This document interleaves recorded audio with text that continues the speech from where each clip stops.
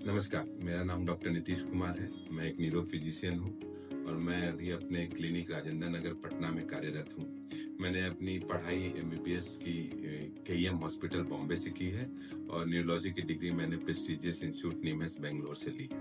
और मैं अभी 12 से 13 साल से करीब पटना में अपना क्लिनिक स्टार्ट किया है। आज हम लोग जिस टॉपिक के बारे में बात कर रहे हैं उसको जीबीएस बोलते हैं। जीबीएस को हम लोग फुल फॉर्म के तौर पे गुलियन बारे सिंड्रोम या गिया बारे सिंड्रोम भी बोलते हैं। ये बहुत कॉमन बीमारी नहीं है, बट इसके बारे में थोड़ी जानकारी चाहिए कि कभी कभी इसका सीजनल इंसिडेंस से, खासकर जो रेनी सीजन्स आते हैं उस टाइम में बढ़ जाता है। तो जो जीबीएस की बीमारी है उसके कुछ लक्षण पहले हम लोग जान लेते हैं। जीबीएस की बीमारी क्यों इम्पोर्टेंट मानते हैं, क्योंकि ये भी एक प्रोग्रेसिव बीमारी है जो कि बहुत एक्यूट में आती है और ये कभी कभी जानलेवा भी साबित हो सकती है विदाउट ट्रीटमेंट। तो जीबीएस की जो बीमारी होती है उसके जो मुख्य लक्षण है उसमें है सब एक्यूट, जल्दी से पैरों और हाथ में कमजोरी स्टार्ट हो जाना। ये जनरली नीचे से ऊपर की ओर बढ़ता है, जैसे कि शुरुआती वाले दिन पैर पे लोड नहीं पेशेंट ले पाएगा, फिर अगले दिन से वो बैठने में उसको दिक्कत होने लगती है, फिर आगे चल के कुछ तीसरे या चौथे दिन हाथ में दिक्कत आने लगती है। तो ये ग्रेजुअली असेंडिंग पैरालिसिस है। जो पैरालिसिस हम लोग ब्रेन स्ट्रोक में बोलते हैं वो अलग है, वो होते हैं शरीर के किसी एक हिस्से में पैरालिसिस होना। बट ये जो है ये ब्रेन साइड से रिलेटेड पैरालिसिस नहीं है। ये जो है पैरालिसिस है नर्व के वीकनेस के कारण है, जो कि पेरिफेरल नर्वस सिस्टम से इन्वॉल्व है। तो ये पैरों से स्टार्ट होके और जनरली ऑलमोस्ट दोनों साइड को इन्वॉल्व करता है बॉडी के, और दोनों पैरों से कमजोर करते हुए धीरे धीरे ये ऊपर की ओर असेंड करता है। फिर हाथों में कमजोरी आती है, फिर बोलने में दिक्कत होता है, निगलने में दिक्कत होता है, और जो सीवियर स्टेज में जाते हैं तो सांस लेने में दिक्कत होने लगती है। तो ये जो जीबीएस की जो बीमारी है, जो इस ढंग का वीकनेस स्टार्ट होता है, ये जनरली काफी फास्ट प्रोग्रेस करता है और जनरली 14 दिन में ये अपने पीक पे पहुंच जाता है। ऐसे इसके प्रोग्रेशन को हम लोग बोलते हैं 4 सप्ताह तक ये प्रोग्रेस करता है।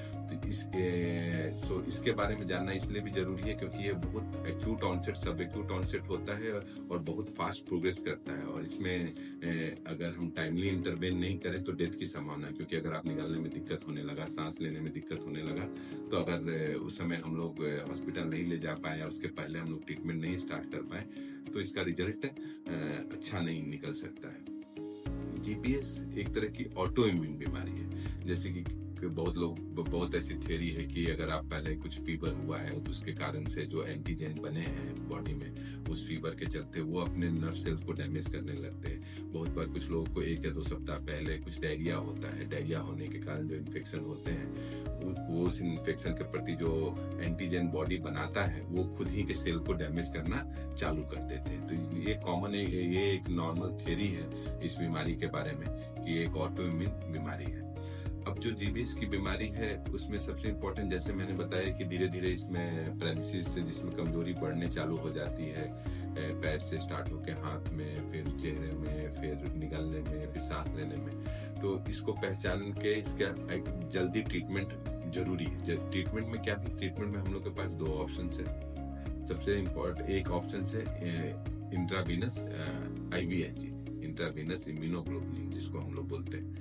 ये आईवीआईजी है, ये थोड़ी कॉस्टली मेडिसिन है और ये इनका कोर्स होता है 4 से 5 दिन के बीच में इसको चढ़ाना है। ये जो एंटीबॉडी आईवीआईजी हम लोग देते हैं वो शरीर के पे जाके उस एंटीजेंस के अगेंस्ट काम करता है और बीमारी के प्रोग्रेशन को रोक देता है। दूसरा जो ट्रीटमेंट है उसमें हम लोग बोलते हैं प्लाज्मा एक्सचेंज, जिसको प्लाज्माफेरेसिस बोलते हैं। पेशेंट के ब्लड को छान के उसके बाद उसी ब्लड को पेशेंट के शरीर में वापस भेजते हैं। ये भी 4 या 5 साइकिल्स होते हैं, 5 साइकिल में इसको पूरा करते हैं। तो इसके जो ट्रीटमेंट है वो छोटी जगहों पे संभव नहीं है। इसके लिए जो न्यूरोलॉजिस्ट जो हैं या जो बड़े सेंटर है वहाँ पे पेशेंट को ले जाना जरूरी है।